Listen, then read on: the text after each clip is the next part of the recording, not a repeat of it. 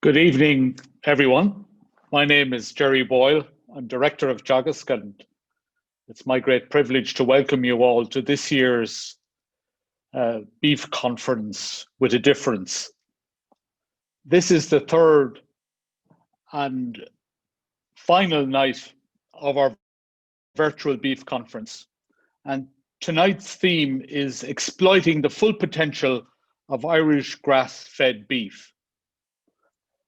And it's very important that we get as many of you to participate in this event as possible. So I would ask you all to have your questions ready and use the chat function on your Zoom screen.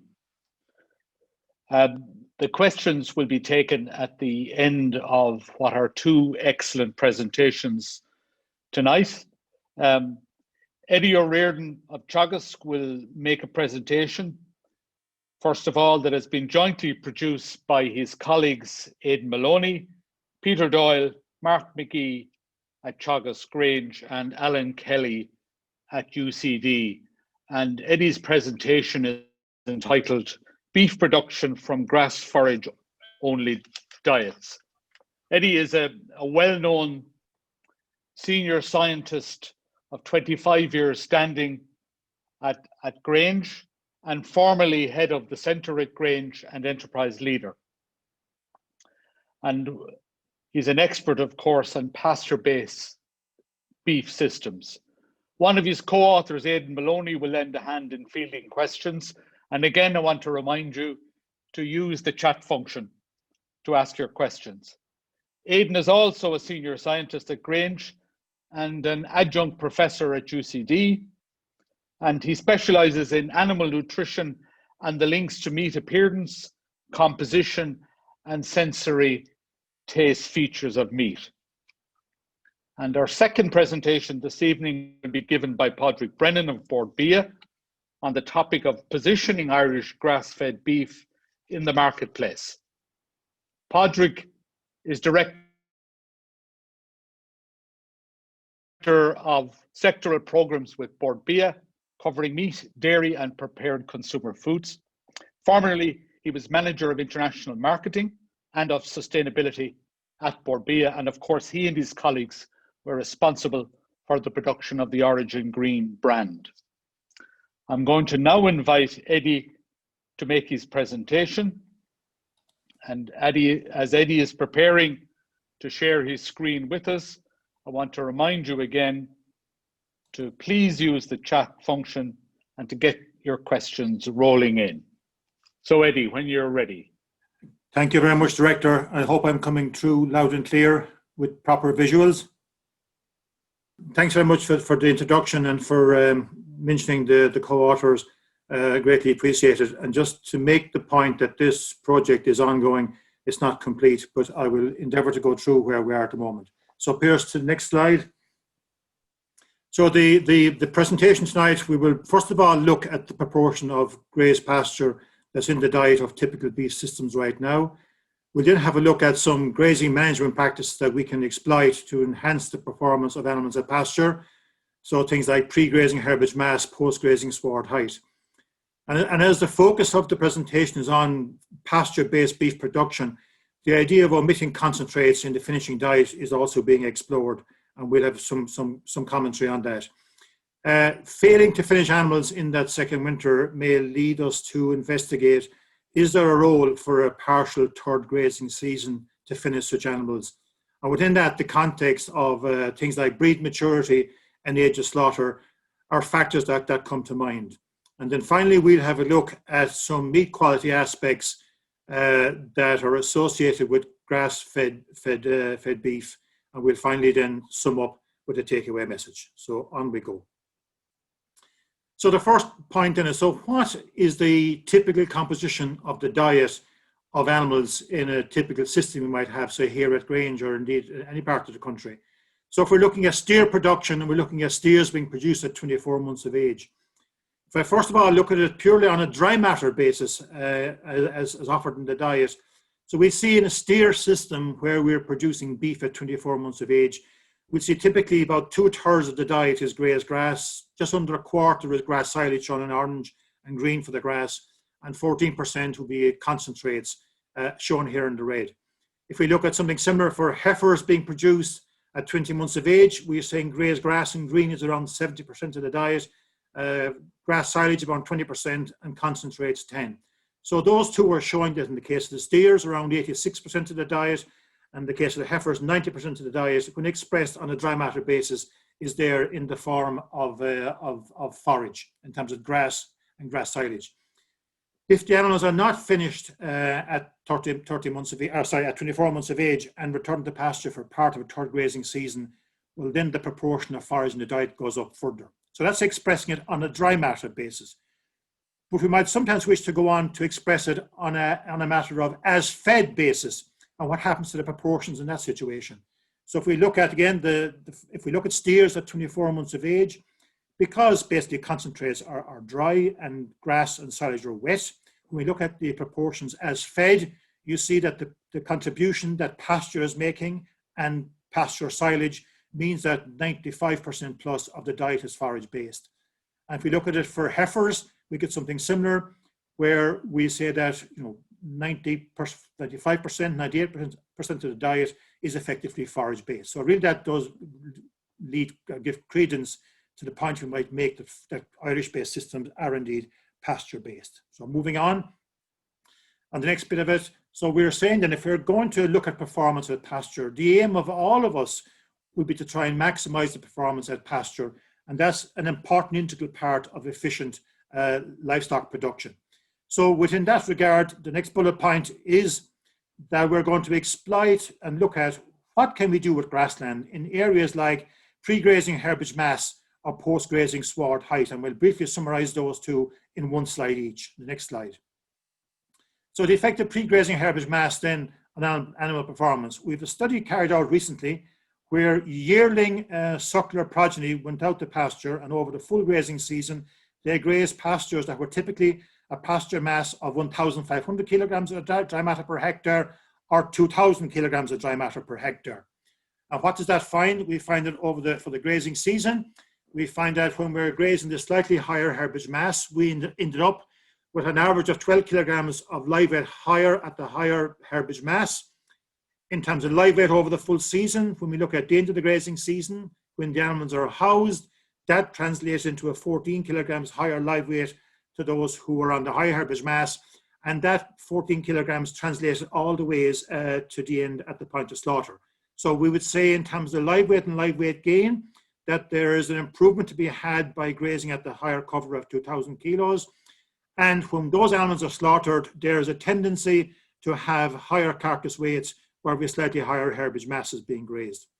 We found no effect on kill out or carcass conformation or fat score. So we basically concluded from that study that low pre-grazing herbage mass can restrict animal growth rates at pasture.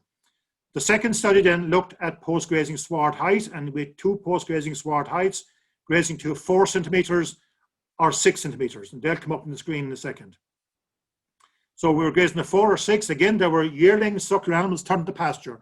What did we find? We found that for the grazing season overall, grazing animals to a stubble height of 4 centimeters, we had live weight gains of 0.85, whereas when we grazed to a stubble height of 6 centimeters, we had a live weight gain for the season of 0.95. That meant over the season overall, animals grazing to 4 centimeters achieved 166 kilograms of live weight, and those that grazed to 6 centimeters had 21 kilograms more live weight over the season, giving them 187 kilograms. When we translated that into the housing at the end of the year, we found that animals that grazed to 6 were 24 kilograms heavier than those that grazed to 4. Now, when those animals moved in, we found that the animals that were grazed to 4 centimeters initially had a small compensatory effect, so that mostly half of the live weight gain difference that was there before housing disappeared. Nevertheless, when it came to slaughter weight, there was still a 14 kilogram live weight difference in favor of the 6 centimeter grazed animals. And that 14 kilograms actually translated into 11 kilograms of carcass weight. So we would say, based on that study then, that in terms of animal live weight and live weight gain during the grazing season, there was a benefit to graze to 6 centimeters, and there was a tendency at slaughter time to have a slightly higher carcass weight where we were grazing to the more lax system. Again, like the previous slide, we saw no significant effect on kill-out, carcass weight, or carcass conformation, or fat score. And the conclusion we drew from that study that grazing too tight, in this case we signed down to 4 centimeters, restricted animal growth rate at pasture. The next slide is simply going to ask the question, what are we losing if we're going to omit concentrates from the diet? And the next slide will address that. So we're simply going to say, if we feed animals over the winter on silage only, and talk about good quality silage here in the certainly 74, 75 DMD, and we compare it to the same animals being fed the same silage, but supplemented with concentrates. So we're feeding silage only. Okay, minerals and vitamins are added just for animal health, and the same silage is then being fed to animals with 4 kilograms of concentrates being fed per day. What happens over the 3-year period we did it? The average winter was 133 days. And the average daily gain on silage only was 0.57, whereas when that silage was supplemented with 4 kilograms of concentrates per head per day, that live weight gain went up to 0.97. So that means basically a 40 kilogram advantage in terms of having concentrate in the system. Translating that into a live weight gain for the winter on the silage only, they grew at 77 kilograms over the winter, whereas those that were fed silage and concentrate added another 53 kilograms or grew to 130 kilograms overall. That translated into a slaughter weight difference of 41 kilograms in favor of those that received concentrates. Next prompt. And then that itself translated into a carcass weight advantage of 43 kilograms in favor of meal being fed. And just to make the point there that these are animals then getting concentrates for the second winter, we achieved a carcass weight of 390 kilograms, which would be pretty well spot on what we'd expect for animals in a 24-month system. What else do we find in this comparison where we compared silage only and silage plus concentrates? We see that when we feed concentrates, invariably we see an improvement in kill-out. So we see an improvement there of 1.9% improvement in kill-out in response to feeding concentrates. We'd expect that from other data as well. Likewise, in terms of carcass conformation score, we know when meal is being fed and animals are growing fast and laying down fat, that has a way of tending to bulk up the animals a bit more, and we'll see improvement in actual conformation score. And likewise, we know when we feed a more energy-dense diet, that will lead to greater fatness. And we see then, the last bit prompt, Pearson, that is that we look at the fat score of animals fed silage and concentrates is 8.4. That basically means there are 3 equals and 3 plus on average. So they'd be deemed adequately fleshed for the marketplace. But to make the point that those that are fed grass silage only had an average fat score of 6.5, and that really means they're straddling the 2 plus 3 minus, which basically would say that those animals that, which is the bottom of the screen, those animals that receive silage only, there'll be a higher proportion of those that might be deemed unfit for sale or unfinished at 24 months of age.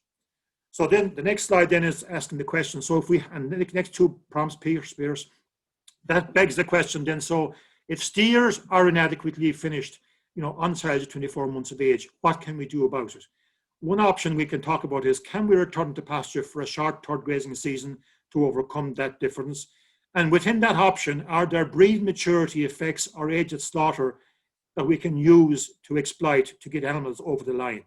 And the next slide will address that. There's a lot on this slide, so bear with me for the moment while I explain what we're trying to do here.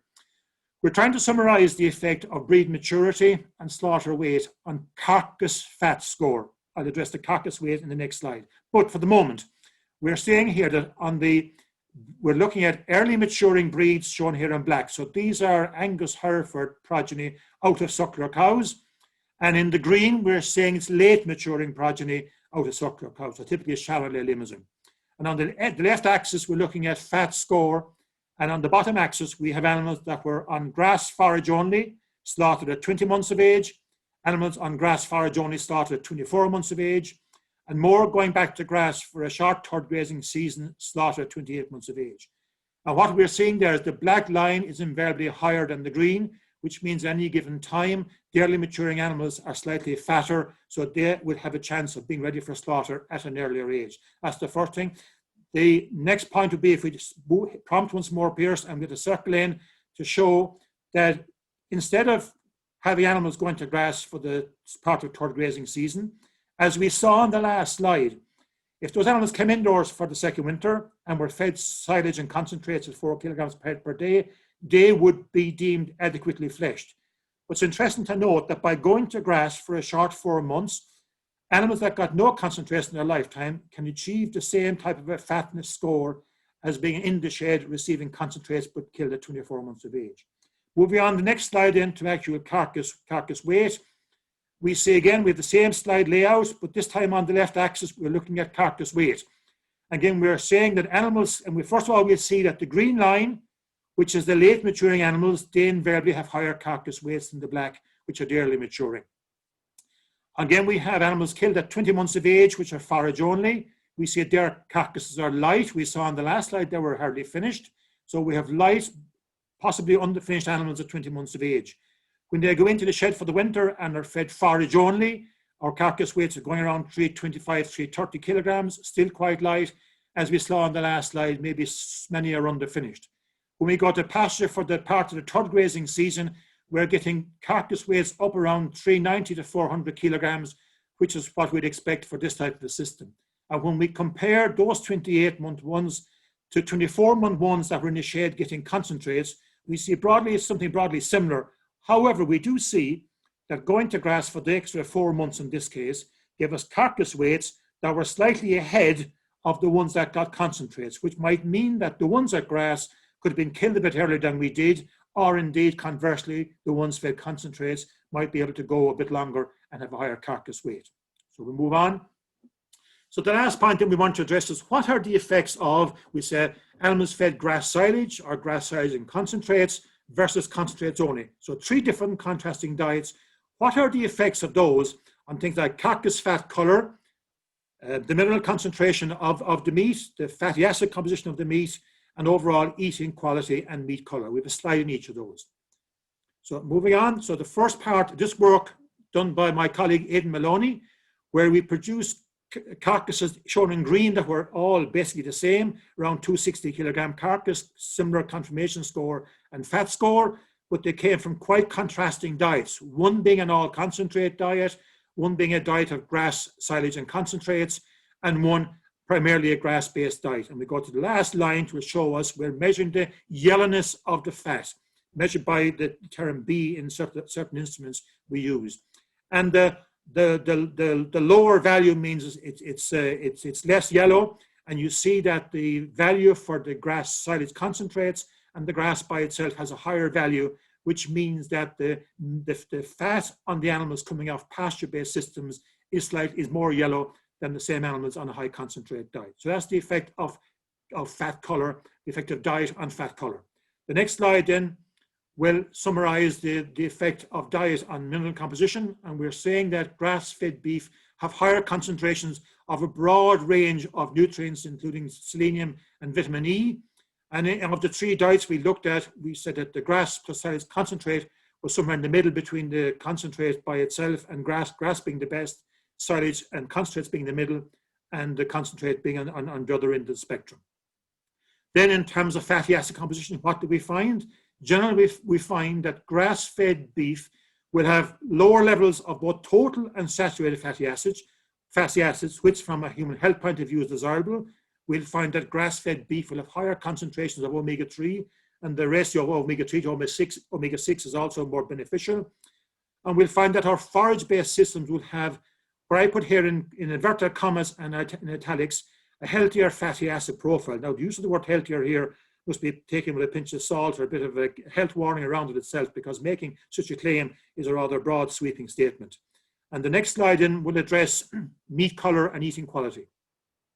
The question is, what effects do these 3 different diets, concentrates, grass silage and grass only, what effects do they have on the color of the meat? In this occasion, we're measuring the color called lightness. So the actual lower value means they're darker, they're less light or they're darker. So we see that the value for the grass silage and the grass by itself has a higher value, means the meat is the lean is slightly darker.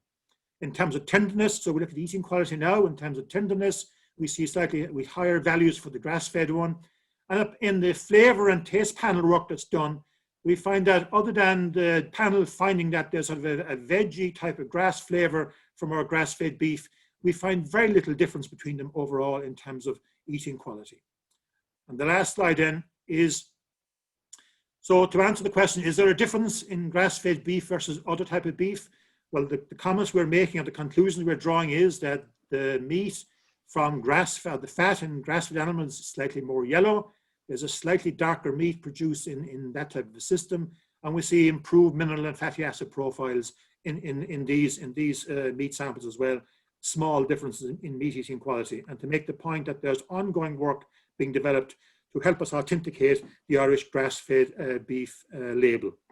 So finally, we come to summary. What are we saying? We are saying then that in terms of the diet composition of typical systems in Ireland, they are primarily pasture forage based, and if we express it on an as-fed basis, they certainly are that. In terms of pasture management, we need to make sure that we optimize our performance at pasture. So things like grazing too tight or going to the wrong pasture covers may well be restricting performance. We need to get that correct.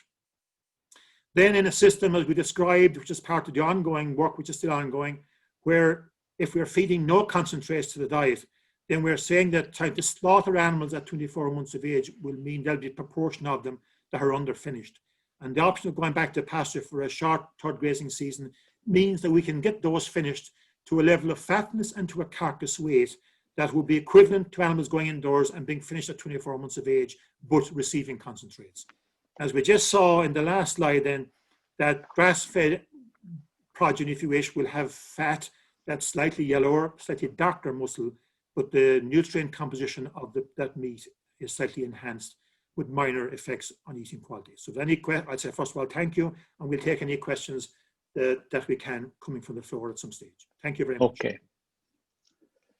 Thanks a lot, Eddie. And I do want to apologize to our audience in relation to my advice as to how you can ask questions. Of course, I should have said for you to use the Q&A function on your Zoom screen, but I'm glad to see many of the audience are ahead of me because that's exactly what you're doing. Thanks, Eddie, for a really interesting paper with some very, very detailed and fascinating results. And I think one of the features of the paper really is something that we've been doing in Teagasc now for a number of years, is working through from production factors right through to the impact on consumption. And in that respect, I have a question, maybe Eddie, I might invite Aidan Moloney to address it.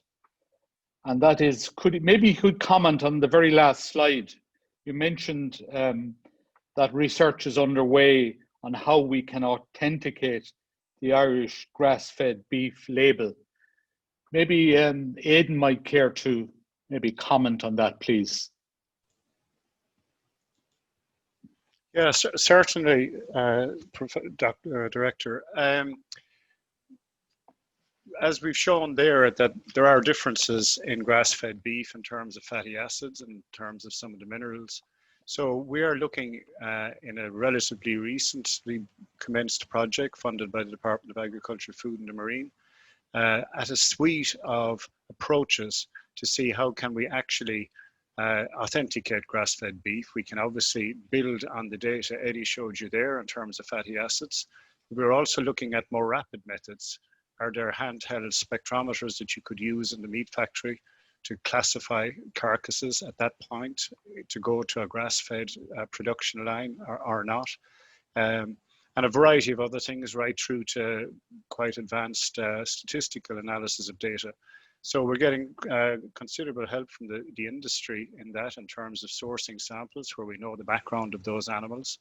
As I say, that project is ongoing at the moment. So it's building on work we've done before. So we're quite confident we will be able to develop a signature of grass-fed beef to allow us to protect that Irish grass-fed beef label.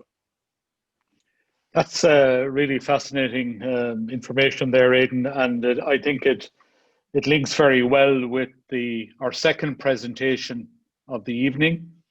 And I'm now going to invite Padraig Brennan to make his presentation. And as Padraig is sharing the screen with us, again, I want to remind you all to get your questions in using the Q&A function. And I'm glad to see we have several questions already coming in.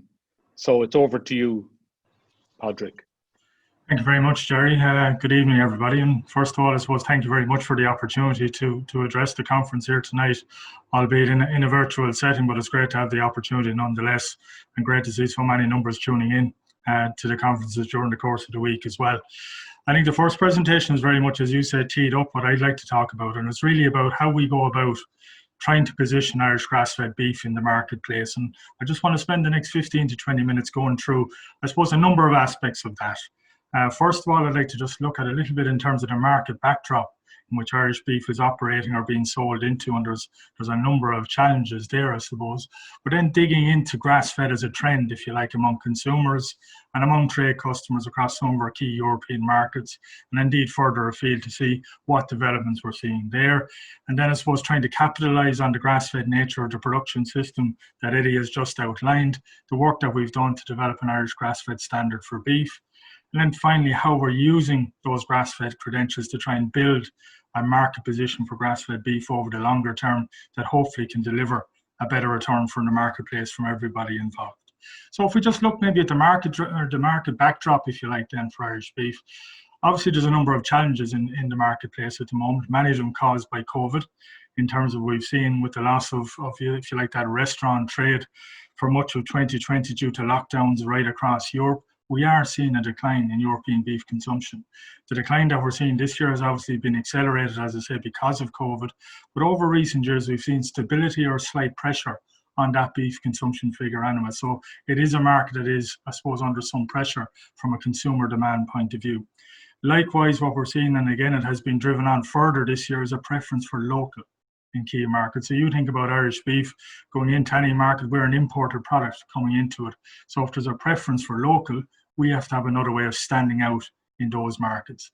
That's before we ever talk about the uncertainty around Brexit, and I think we've been dealing with an uncertain situation around Brexit now for over 4 years, and obviously that trading relationship has yet to be fully fleshed out, if you like. So that uncertainty creates, I suppose, some challenges for the industry as well in the marketplace.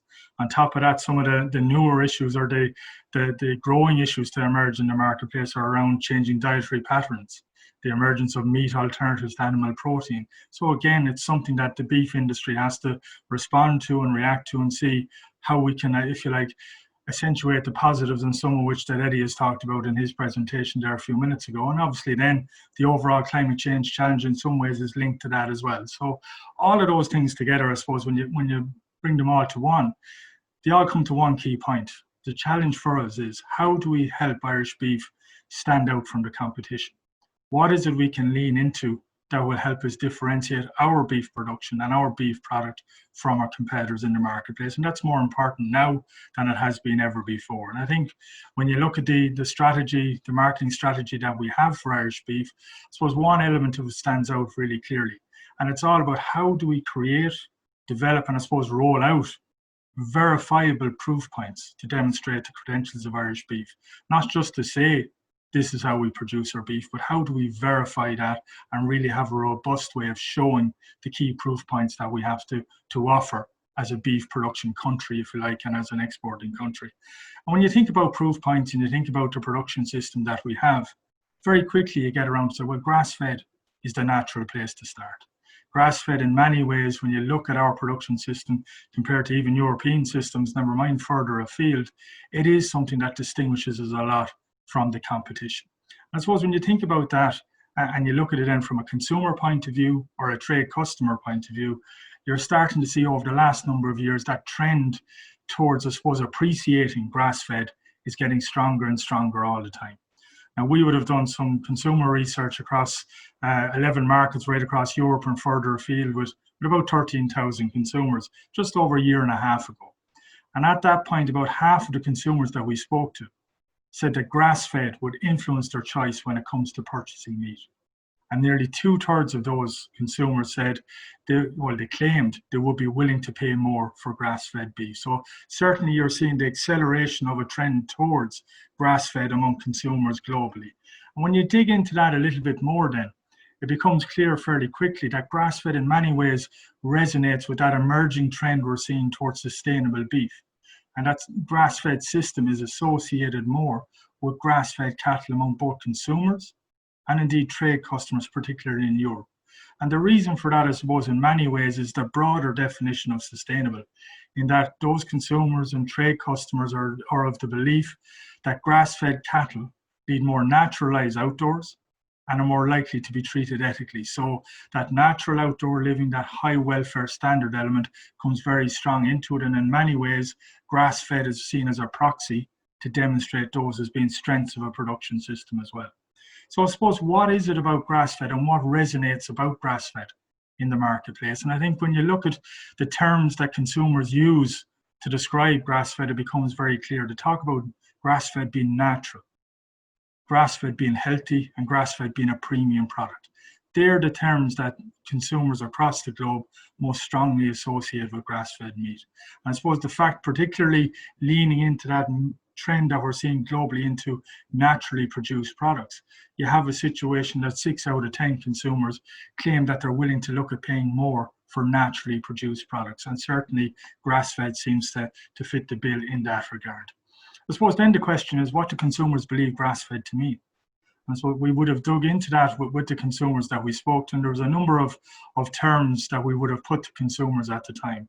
And the one that resonated more than any was that animals were grass-fed as much as possible, weather and animal welfare permitting. So there was a clear understanding that in certain conditions or maybe certain times of the year, maybe it made more sense for the animals to be indoors rather than to be outdoors on pasture. So there was that understanding among consumers as well. Another term that resonated strongly was that the animals were fed mostly grass, but they expected they also been fed some other foodstuffs. So again, understanding that the diet may not have been exclusively grass, but yet the majority of the diet was. Then obviously you have a cohort there who expected that the animals have been fed 100% grass throughout their lifetimes. But there's certainly a general understanding that it doesn't have to be 100% grass-fed, and sometimes it's better, maybe from an animal welfare point of view, that the animals spend some time indoors as well. And they're quite important when it comes to rolling out our message around our grass-fed standard, if you like, and our grass-fed production system. So I suppose then that's the global trend. When we dug in then a little bit in terms of how consumers viewed Ireland, Ireland was coming across as being very well, I suppose, placed when it came to grass-fed messaging. Indeed, nearly half of the consumers globally that we spoke to would have associated Ireland with grass-fed. And I suppose when you think about it then, what are the terms or what are the perceptions that are highly associated with Ireland, but maybe we have less competition in? It's grass-fed, it's pasture-reared, outdoor-reared, that sort of natural space. So that said to us then, there was an opportunity here to probably lean into that grass-fed production system more to try and create that point of difference for Irish beef in the marketplace. So what that led us to do then over the last year and a half or so is develop a grass-fed standard for Irish beef production, essentially. So working through the various criteria, working with the Irish National Accreditation Board, we've now got approval for the grass-fed beef standard developed by Bord Bia, if you like. So it's really, rather than saying we are Grass Trust as we are a grass-fed production system, we now have a standard in place that can verify that, has independent accreditation behind it, which is very important when it comes to us explaining to customers in different markets that you can actually stand over the grass-fed claims when it comes to Irish beef. And really the approach that we've taken, I suppose, is the implementation of a grass-fed model and methodology. So we're consistently evaluating farms and animals as to their grass-fed credentials, if you like. We're leaning into the Bord Bia auditing infrastructure that's there from a sustainable beef and lamb assurance scheme point of view. And I suppose the overriding principle we had at the outset was, rather than asking farmers to provide additional and more information, we wanted this standard to lean into the information that farmers are already providing to us. So using that information to try and make the best case possible when it came to the grass-fed, if you like, production attributes of different farms right across the country. And then I'd say the third element was that Irish National Accreditation Board approval, that independent, if you like, seal of approval for the standard, if you like. So the standard has worked very much, as we'll go into in a minute, on a minimum of 90% grass-fed on a fresh weight or as fed basis, as Eddie has described it earlier on. And there's also a days of grass element that I'll go into in a moment as well. So I suppose in terms of the grass-fed standard then and the criteria around it, there's 3 or 4 key criteria really. The first is animals must have resided on farms that are members of the Sustainable Beef and Lamb Assurance Scheme. And the reason for that is otherwise we can't access the data. We don't have the data on a consistent basis. That's I suppose the auditing infrastructure that allows us to have the information to evaluate each farm and each animal, if you like. Rule 2 then, as I said already, the animal must have consumed at least 90% of the feed that they consumed must have been on a fresh weight basis, must have been grass or grass forage, if you like. The third element then, and it goes back to the days of grass piece, animals must have been at pasture for a minimum of the national average of 220 days per year during their lifetime. But we have built a tolerance into that figure of up to 40 days to allow where weather maybe or soil type or other environmental conditions are deemed to be an impeding factor. So understanding that you can get variations in different parts of the country. And I suppose the eligibility of animals then is determined consistently using that grass-fed beef model. And then from a beef product point of view, if you like, processor conformance with the standard, any processor that wants to use the grass-fed logo that accompanies the standard must be verified as part of the meat processor quality assurance scheme. So to show that the right traceability is in place, the right segregation is in place, so that only product that meets the requirement of the standard can go carry the grass-fed logo. So there's a couple of things just to note on the standard as well. We have given a grace period for the first 9 months of the animal's life. A couple of reasons for that. I suppose primarily, if you look particularly from a suckler progeny point of view, they spend the majority of the first 8 or 9 months of their life on the mother animal and are not consuming that much grass. And secondly, because a lot of those farms aren't part of the Sustainable Beef and Lamb Assurance Scheme, obviously we're not able to capture data on each of those farms, but we know from other information, such as from Teagasc and others, that they are grass-fed. So we've given that grace period to ensure that animals coming from suckler herds are given a good opportunity to qualify for the standard as well. The other area then, I suppose, just to point out, is that animals from feedlots are excluded from the grass-fed standard. So we're really leaning back into the days of grass, leaning back, I suppose, into the typical production systems that are there.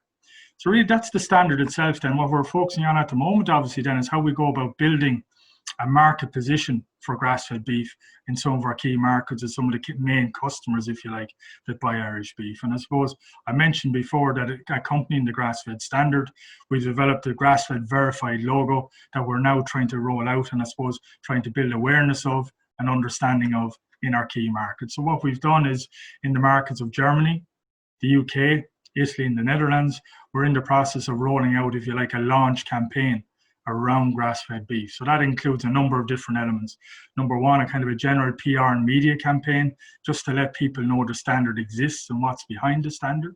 A general trade advertising campaign then as well, to let key customers know what exactly the standard is, what the criteria are behind it, and then really getting more specific in terms of engaging with individual customers to try and get them interested in and looking at opportunities then to promote grass-fed beef and the accompanying logo to consumers that buy off whether it's supermarket chains or whoever it might be. So really what we're doing is keeping short, succinct messages around grass-fed beef from Ireland, what I suppose assurance and what robustness is behind the grass-fed standard, to give that reassurance that you can, if a product is carrying that logo, if you like, they can be absolutely assured that it is coming from a grass-fed production system. The key bit that we're moving into now is engaging with customers on a one-by-one basis to try and build their understanding of what it is about the Irish production system that lends itself to the term grass-fed and how they could, if you like, utilise the grass-fed logo and promote Irish beef on the basis of its grass-fed production system. And really where we want to get to during the course of 2021 then is we start promoting the grass-fed message and the standard behind it and the logo much more directly to consumers. And by doing that, trying to improve the position that Irish beef has in the various markets. So really, I suppose there's a number of elements to that rollout, if you like. First of all is the international media launch and trade advertising campaign. Both of those happened in October of this year, so we've, if you like, kicked off on that element.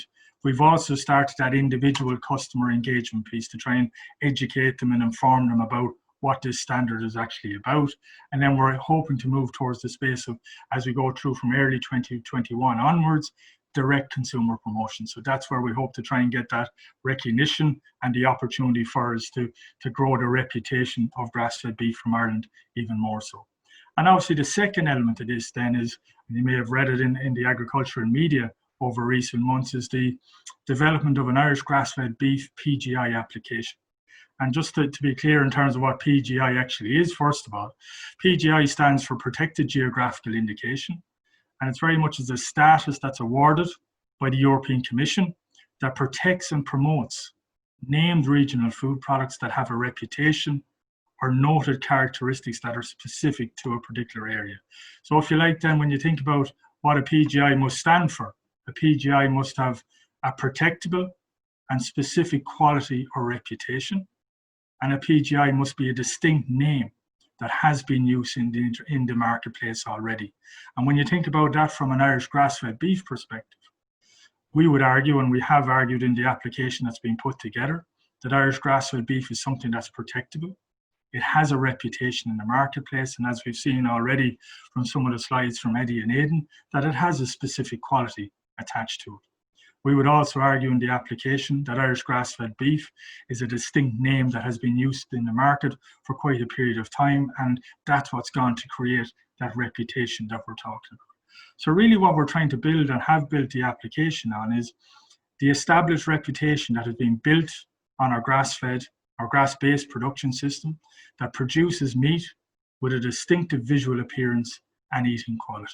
So they're the elements of the application that has been built up, and obviously through working through the Beef Task Force over the last number of months, fine-tuning that application with the Department of Agriculture, Food and the Marine, we're now at a point over the last week where that application has been lodged into the European Commission, who will obviously have to evaluate that over the next number of months and make their decision on it at that particular point. But that's the thinking behind the PGI application.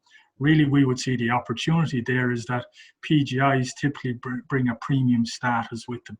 And by achieving a PGI status, it would allow us to build a much stronger brand and a premium brand around Irish grass-fed beef. So I suppose to summarise then, Gerry, fairly quickly, and apologies if I've gone over a little bit, we need now more than ever before to be able to differentiate Irish beef from the competition in the European marketplace and beyond Europe as well. That's really vital to us if we're to get the best returns. When you look globally, and particularly within Europe and the US, consumers are increasingly positive towards grass-fed and have really strong, I suppose, associations with the naturalness, the healthiness and the premiumness of grass-fed beef. We would believe that the grass-fed standard that has been developed provides proof of our grass-fed credentials and leaves us in a very good position to verify what we're saying about our grass-fed production system.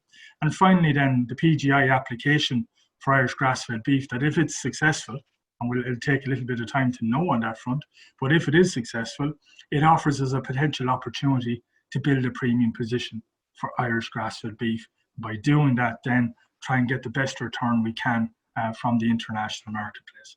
So I'll leave it at that, Gerry. Happy to deal with any questions or any comments from yourself or the audience whenever it suits.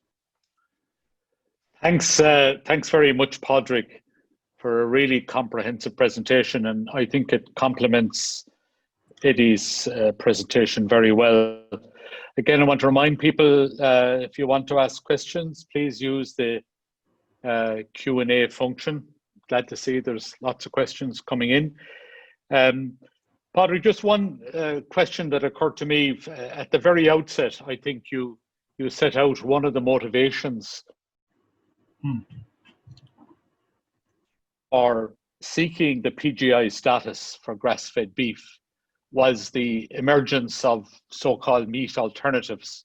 And we're quite aware of the huge investment now that is taking place in this area. And I'm just wondering, have you any evidence, or what would your views be on how big a potential threat this might be?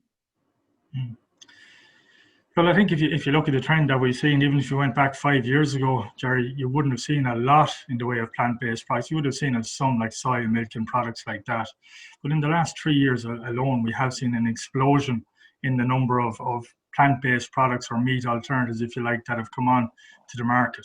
Some of them have gained market share, but typically they still are niche in terms of the overall context.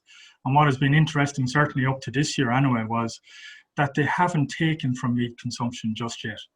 That's not to say they don't have the potential to, but I think what it requires us as an industry is to be really clear on what it is about meat from a production system point of view, from a nutritional point of view, that we need to be really clear on what meat delivers for a consumer. And rather than maybe tackling plant-based products necessarily on their own in terms of going on the attack, if you like, being clearer in our own message to say, this is the quality you get, this is the nutritional value you get from red meat in the case of beef. That's, I suppose, where we would feel we need to be really accentuating the positives around beef. Okay, thanks for that, Padraig. And we'll now move into try to deal with your many questions. Delighted to see that. And Eddie, of course, and Padraig will be fielding a lot of them, but I'm inviting Aidan Moloney as well, if he can help out.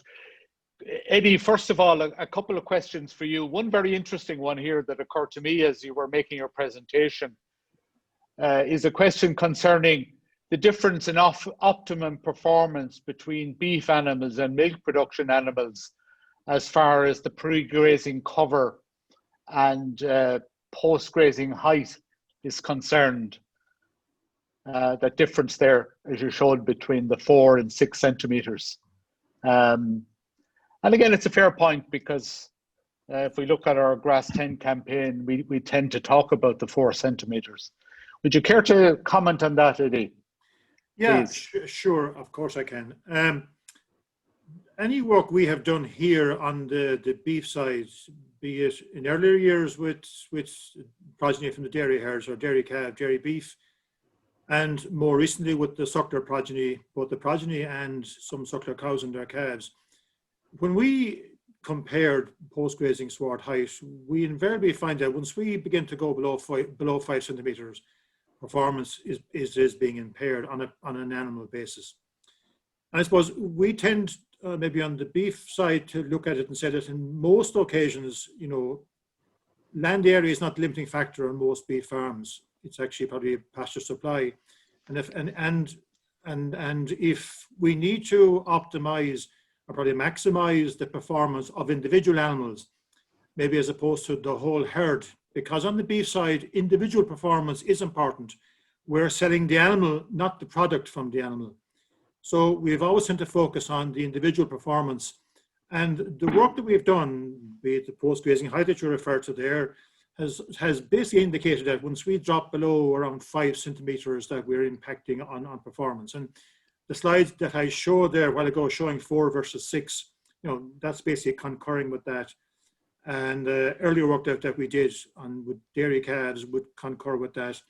And I said work that was done by Mark McGee and others with some progeny from the suckler herd with the cows and their calves would tend to drift that direction as well.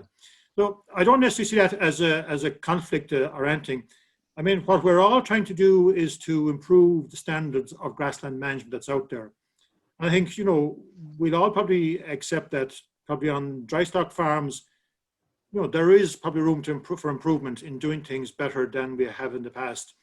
And by having a closer look at the pre-grazing herbage mass and the post-grazing sward height, if that opens up a discussion or debate on what's appropriate, that's something positive to be looked at.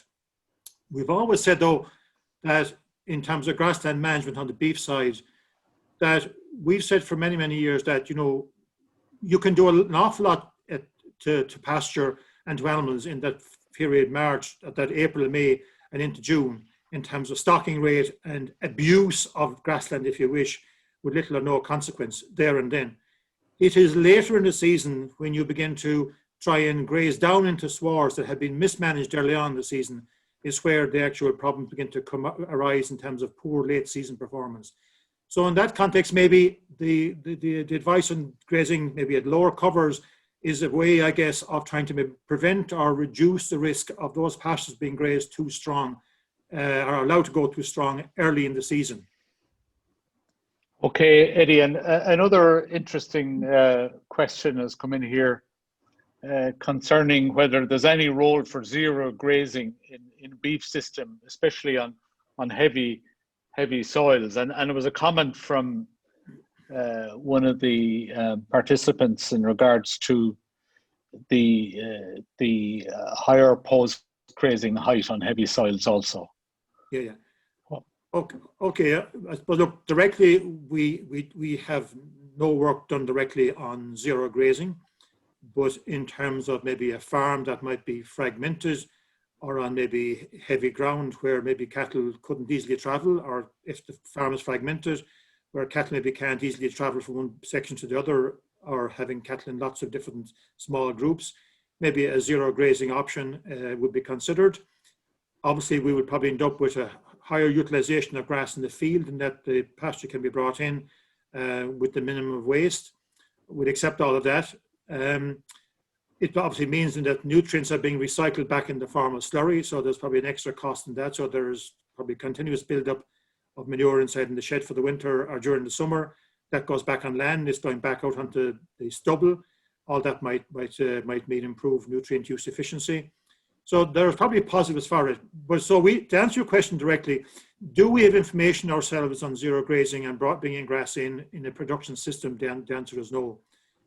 So really, in some ways, I'm going to give my view without having facts, and my view then without facts is no worth more than anybody else's. No, it's an interesting point. I think that has been raised.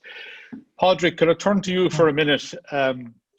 Several questions around the grass-fed status, and one of them that is quite interesting is the issue of dairy-bred cattle and bulls, and whether they're eligible for the grass-fed status, and if they achieve the required number of days at grass. Would you like to comment on that, Padraig? Yeah, and I suppose this is something we would have worked through quite a bit with the various farm organisations over the course of this year while finalising the grass-fed standard, Gerry. And really where we're at this stage is young bulls are eligible to be assessed as part of the criteria of the standard as well. So any young bull system that meets the requirements around the 90% grass-fed and the days of grass requirement, they're eligible to be deemed to be grass-fed animals. So they're no different to any other category of animal. So that's where we've got to in terms of the final iteration of the standard, and that's what we signed up to and agreed and will be implementing. And Padraig, another question that'll hardly surprise you is you mentioned the potential for a premium to be paid for PGI status, and questioner is wondering, are there experiences elsewhere that would point to that, and how long will it take for a premium to become evident in the marketplace, which is again very challenging. But look, that's what it's all about this evening. Well, that's it exactly. It's a very valid question, I suppose. Really, when you look at the the PGI products that are around Europe, and the range, all sorts of food products from dairy products to seafood to meat, etc. Generally, they tend to carry a premium. Now, that premium tends to vary by product and by market a little bit, but certainly you would see PGI products with premium of anywhere between 5, 10, 15% over and above the regular product. Now, obviously, the thing we have to remember with a lot of PGIs is they're niche products. So that obviously has some impact on the level of premium as well. What we're trying to do here with Irish grass-fed beef is probably slightly larger scale in terms of a PGI qualification, if you like. But certainly, I think what that PGI label puts on any product is a premium image and a premium status. It's a logo and label that's very well recognized by consumers. So it leaves us in a much better place. And it also allows us to talk much more openly about the Irishness of the product, etc., that we, through state aid rules and things like that, we're limited on at the moment. The first thing we have to do is see if we're going to be successful with this application or not. If we are successful, then it's a matter of obviously establishing awareness of the Irish grass-fed beef PGI and try and build from there. But typically any premium takes a period of time to deliver. All we're looking at, I suppose, is the examples that we've seen in other areas, and it would suggest that there is a premium there over the longer term if we can position it properly. And I think you were saying to me earlier, Padraig, that you know, the application has just gone in, it'll take some time for that to be assessed. It will. And I think you're looking at a 6 to 9 month period potentially, depending on how things go. So obviously there's a few hurdles to get through just yet, but I think it was great that at a task force level, if you like, at a beef task force level, there was agreement on submitting this application, and obviously there's an agreement then if we are successful, there's going to be a PGI monitoring group in place to monitor the implementation of it, and obviously one of the things that will be part of that, I'm sure, is the whole potential for premium. And that's going to be an important discussion at that point. And let's hope that the application is successful. One very interesting question has come in here in regards to the perception abroad that consumers have of the kind of beef systems that are in Ireland.